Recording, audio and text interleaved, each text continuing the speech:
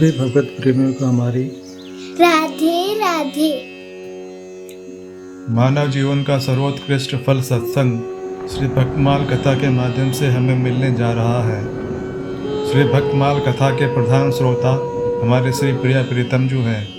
उनके श्री चरणों में प्रणाम करते हुए आइए आज के भक्त चरित्र का श्रवण करें। महाराज पृथु। भगवान से वरदान मांगते हुए पृथु ने कहा, नाथ, जहाँ आपके चरण कमलों का मधु मकरंद नहीं है, ऐसा कोई पद, कोई भोग, कुछ भी मैं कभी नहीं चाहता। महापुरुषों के हृदय में ही आपके चरणों का वह अमृत रहता है।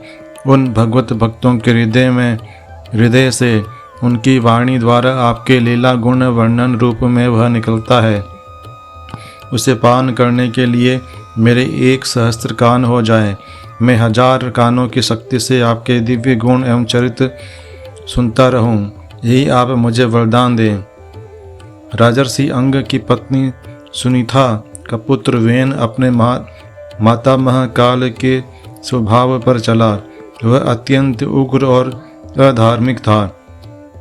लोगों को कष्ट देने मारने में ही उसे आनंद आता था। राजा होने पर उसने सब प्रकार धर्म का विरोध करना प्रारंभ कर दिया। जब ऋषियों के बहुत समझाने पर भी वह अपनी धर्म विरोधी, ईश्वर विरोधी नीति को छोड़ने के लिए तैयार न हुआ, तब ऋषियों ने हुंकार करके अपने तप के तेज से उसे मार डाला। अपने पुत्र का शरीर सुनीता ने कुछ दिन सुरक्षित रखा। राजा से रहित राज्य में चोर, डाकू, लुटेरे बढ़ गए। वे दीनहीन असहाय प्रजा को कष्ट देने लगे। यह देखकर ऋषियों ने वेन का शरीर लेकर उसका मंथन किया। पहले तो एक नाटे कद के काले पुरुष की उससे उत्पत्ति हुई, जो निषाद कहलाया। उसके पश्चात शरीर के दाहिने भाग से आजानुबाहु कमल लोचन एक पुरुष और वाम भाग से एक सुंदरी स्त्री उत्पन्न हुई। ये पुरुष ही भगवान के अवतार आदिराज महाराज पृथु थे और स्त्री भगवती लक्ष्मी के अंश से उत्पन्न उनकी पत्नी अर्ची थी। ऋषियों ने पृथु के दाहिने हाथ में चक्र तथा चरणों में कमल का चिन्ह देखकर समझ लिया कि ये भगवान के अंशावतार हैं। विधि पूर्वक उनका अभिषेक हुआ। भविष्य ज्ञाता ऋषियों की प्रेरणा से वंद्यों ने महाराज पृथु के आगामी पराक्रमों का वर्णन करके उनकी स्तुति की। जब अधर्म बढ़ता है तब पृथ्वी पर अस्त्र, अन्न, जल, फल, मूल सब का हास होने लगता है। दुर्भिक्ष, महामारी आदि उपद्रव अधर्म से ही होते हैं। इसमें प्रधान कारण होता है राजा वेन के पापाचार से पृथ्वी पर अन्न नष्ट हो गया था। अकाल पड़ने से प्रजा व्याकुल हो रही थी। भूखे प्यासे लोग राजा के पास पुकार करते आए।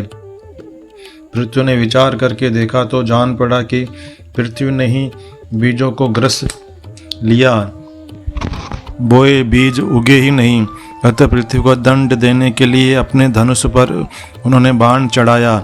पृथु को क्रोध करते देख भूमि की अधिष्ठात्री देवी गौ का रूप धारण करके भागी, किंतु जहाँ जहाँ वे गई पृथु उनके पीछे दौड़ते ही गए।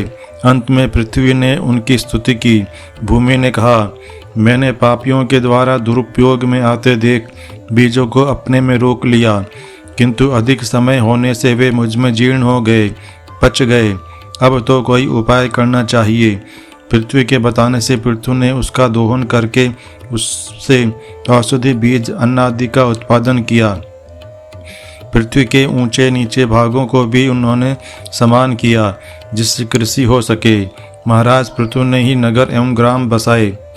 आदिराज महाराज पृथु परम भागवत थे। उन्हें सांसारिक विषय भोगों की तनिक भी इच्छा नहीं थी।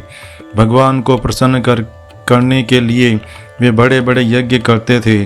जब वे 99 अश्वमेघ यज्ञ कर चुके और 100वां करने लगे, तब इंद्र ने उसमें बाधा दी। इंद्र सत्य क्रतु कहलाते हैं। दूसरा कोई 100 अश्वमेघ करके सत्कृतु हो जाए, यह उन्हें सहन नहीं होता। पाखंड से अनेक प्रकार के वेश बनाकर वे यज्ञ के घोड़े को चुरा लेते। महर्षि अत्रि के आदेश से पृथुपुत्र विदिताश्व बार बार उनसे घोड़ा छीन लाते थे। जब कई बार इंद्र ने यह उत्पात किया तब स्वयं पृथु उन्हें दंड देने के उद्यत हुए।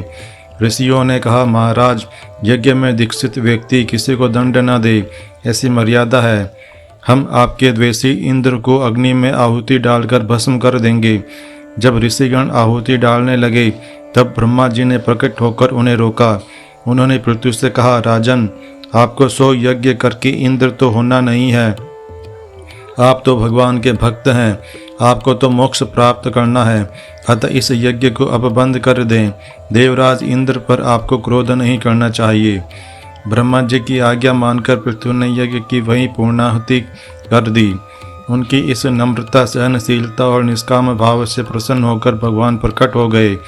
इंद्र भी भगवान के साथ वहां आए। देवराज ने लज्जित होकर पृथु के पैर पकड़ लिए। पृथु ने उन्हें क्षमा कर दिया, उठाकर हृदय से लगा लिया। भगवान का दर्शन करके पृथु का शरीर पुलकित हो गया। उनके नेत्रों से अश्रु प्रवाह चलने लगा। भगवान ने उनसे वरदान मांगने को कहा। तब पृथु हाथ जोड़कर बोले, नाथ, संसार के सभी विषय भोग तो नरक में पड़े रहने वाले जीवों को भी मिलते हैं। वे आपसे उन नारकीय भोगों की याचना कैसे कर सकता हूँ। आपके चरण कमलों को छोड़कर मुझे कुछ नहीं चाहिए। प्रभु, मेरे कान आपकी कथा ही सुनते रहें। आपके जनों के मुख से निकले कथा अमृत को वे सहस्त्र कानों के समान शक्तिशाली होकर सुने। बस यही वरदान मुझे चाहिए। राजन, तुम्हारी बुद्धि मुझ में लगी रहे। इस प्रकार वरदान देकर पृथु ने पूजित होकर भगवान अपने धाम को चले गए। गंगा यमुना के मध्य प्रयागराज में पृथु ने अपनी राजधानी बना ली थी। संसार में सदा अनासक्त रहते हुए वे प्रजा का पालन करते थे। संपत्ति भगवान के पूजन के लिए ही है, यह पृथु का दृढ़ निश्चय था। वे अनेक प्रकार के सत्र पूजन महोत्सव करते ही रहते थे। एक बार एक बड़े यज्ञ में सब देवता, ब्रह्मर्षि, राजर्षि एवं प्रजाजन उपस्थित थे। उसमें पृथु ने सबके सम्मुख प्रजा को उपदेश देते हुए कहा, सभ्यों, जो राजा प्रजा से कर लेता है और प्रजा को दंड देता है, किंतु प्रजा को धर्म की शिक्षा देकर धर्म पथ में नहीं लगाता, वह प्रजा के समस्त पाप का भागी होता है और अपने ऐश्वर्य को खो देता है। अतः आप सब लोग अपने समस्त लौकिक एवं पारलौकिक कर्म भगवान की सेवा के लिए ही भगवत सेवा बुद्धि से करें। यही आपका मुझ पर बहुत अनुग्रह होगा। भगवान की महिमा बताकर पृथु ने भगवत भजन के द्वारा क्लेशों की निवृत्ति, मोक्ष की प्राप्ति बतलाई। ब्राह्मणों का सम्मान करने का आदेश दिया, धर्म की शिक्षा दी। महाराज का उपदेश सुनकर सब लोग उनकी प्रशंसा करने लगे। लोग परम पराक्रमी महाराज की स्तुति कर ही रहे थे कि वहाँ लोगों ने आकाश से सूर्य के समान तेजस्वी 4 सिद्धों को उतरते देखा। राजा ने बड़े हर्ष से उन सनकादिक कुमारों को प्रणाम करके उच्चासन पर बैठाकर उनका पूजन किया और फिर उनसे पूछा, इस संसार में प्राणी का कल्याण कैसे हो। सनकादिक कुमारों ने राजा को भगवान मधुसूदन की पराभक्ति का उपदेश किया। भगवत भक्त का स्वरूप, भक्ति के श्रवण, कीर्तन आदि अंग, भगवान की महिमा आदि बताई। महाराज ने उस उपदेश से अपने को कृतकृत्य माना। चारों कुमार अधिकारी राजा के उपदेश करके ब्रह्मलोक चले गए। बहुत दिनों तक पृथु ने प्रजा पालन किया।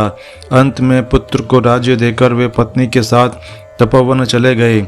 वहाँ वानप्रस्थाश्रम के कठोर नियमों का पालन करते हुए सनकादिक कुमारों ने जिस भक्ति योग का उपदेश किया था, उसके द्वारा भगवान में चित्त को लगाकर स्थिर हो गए। इस प्रकार भगवान में चित्त लगाकर एक दिन आसन पर वे बैठे और योग धारणा के द्वारा देह का त्याग कर दिया। उनकी सुकुमारी पत्नी अर्ची सदा अपने पति की सेवा करती थी। वे साम्राज्य वन में सुविधा, फल फूल, कुश, जल लाकर पति के पूजन भजन में निरंतर योग देती रहती थी। जब उन्होंने पति पूजन के समय देखा कि पतिदेव के देह में उष्णता नहीं है, तब उन्हें पता लगा कि उनके पति परम धाम चले गए। उन्हें शोक हुआ। अब तक इस कठिन तप में भी पति सेवा में लगकर अपने कष्ट का कभी स्मरण तक उन्हें नहीं हुआ था। उन्होंने पति देह को स्नान कराया, लकड़ियां चुनकर चिता बनाई और उसमें अग्नि लगाकर वे पृथ्वी के शरीर के साथ चिता में बैठ गई। जैसे पृथ्वी आदि राजा थे, वैसे ही उनकी पत्नी पति के साथ सहानुगमन करने वाली पहली सती थी। देवांगनाओं की पुष्प वर्षा और स्तुति होती रही। वे सती अपने पति के लोक परम धाम को प्राप्त हो गई। आज के हमारे भक्त चरित्र का वर्णन इतना ही। कल हम एक नए भक्त चरित्र के साथ श्री प्रिया प्रीतम जी के समक्ष प्रस्तुत होंगे। आपको हमारी राधे राधे।